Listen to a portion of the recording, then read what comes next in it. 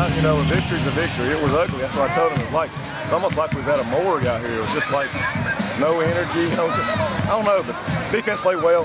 Shut out, proud of them. We had a lot of guys injured still, beat up, banged up, different guys in different spots. So I was really worried about how we was going to respond. But, with me, it's been a screwed up week. I wasn't in practice yesterday because I had the birth of my child. So, I was just really, really worried. But we came out, kids did good, and I'm pleased with it. So. Pinson Valley improved to 5-2 and 2-2 in the region last Friday night with a little bit closer than expected victory over Huffman. We talked about this last week, Rob, coming into this game.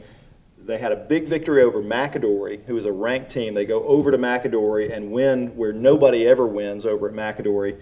And we expected a bit of an emotional letdown from this team. And it was a team on paper they should have really dominated in Huffman, but they wind up squeaking out an 8-0 victory.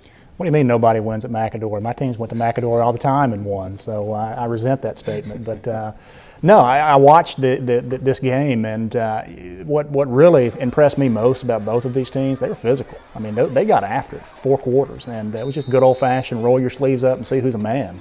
A couple of goal line stands that took place in this game that were fantastic.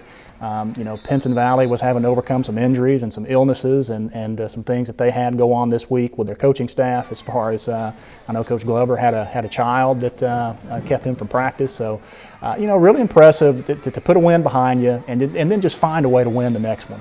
Because you're not going to play your best every week. So I thought Pinson did a good job of rising to the challenge when they had to have it. You mentioned the injuries for Pinson. Torrey Hendricks, the usual workhorse running back for Pinson, was out with an injury. Jackie Matthews went down, the sophomore quarterback, with flu-like symptoms in the third quarter. So they were really working short-handed in this ball game.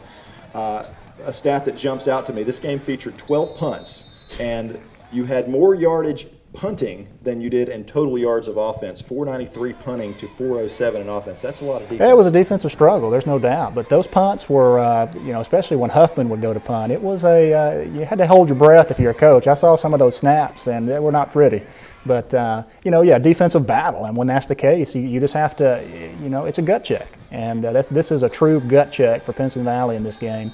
And to pull it out and get a victory, you walk away, and now you've got an off week. You're able to get some of these guys healthy, and a good win for Pinson.